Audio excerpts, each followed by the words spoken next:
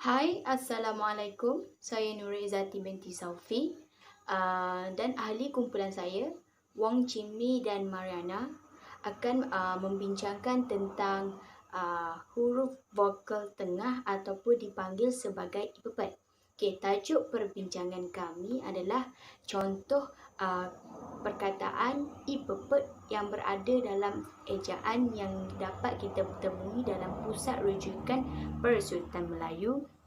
Dan yang kedua adalah menceritakan tentang kedudukan vokal tengah dalam syarta IPA. Yang ketiga adalah cara sebutan huruf vokal tengah. Dan yang keempat, lokasi yang terlibat apabila kita menyebut vokal tengah.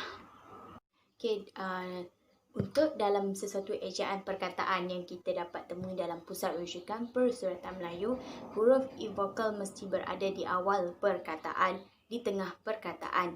Itu untuk kata yang dasar. Tapi untuk dalam kata terbitan pula, ia agak berbeza di mana kita dapat lihat bahawa huruf vokal tengah ini ditambah di akhir sekali.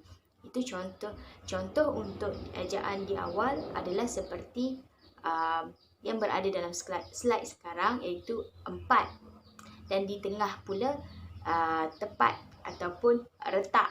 Dan di akhir perkataan pula ialah sosialisme, nasionalisme.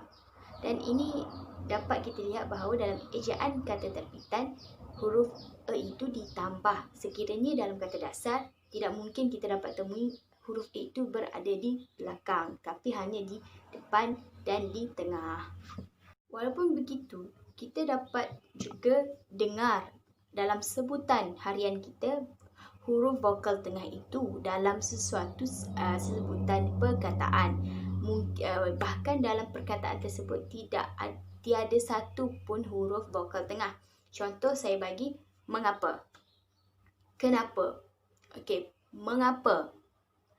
Mengapa itu diakhiri dengan huruf vokal A, tetapi apabila disebut dalam bahasa dialek, ia dibunyikan seperti E. So ini dapat kita buktikan bahawa dalam bahasa dialek, huruf vokal tengah itu sengaja dibunyikan untuk kesesuaian sesuatu bahasa itu. Selain itu, saya akan menerangkan lokasi vokal tengah dalam carta IPA. Seperti yang kita lihat, dalam carta IPA, vokal tengah berada di tengah-tengah bahagian dengan keadaan lidah separuh luas. Kedudukan lidah ini penting semasa melafaz dan juga pembukaan bibir akan menentukan jenis vokal yang dilafazkan. Okey, apabila keadaan lidah berada dalam keadaan bersahaja, iaitu di lantai rongga mulut, maka vokal yang dihasilkan ialah vokal tengah ataupun dikenali sebagai ipepet ataupun disebut sebagai E. Beberapa daerah yang digunakan untuk menyebut vokal tengah iaitu ipepet, iaitu bermula daripada keadaan bibir, tengah lidah, lelangit keras, lelangit lembut, anak tekak, paru-paru, pita suara dan juga rongga mulut untuk menyebut huruf ipepet ataupun disebut sebagai E.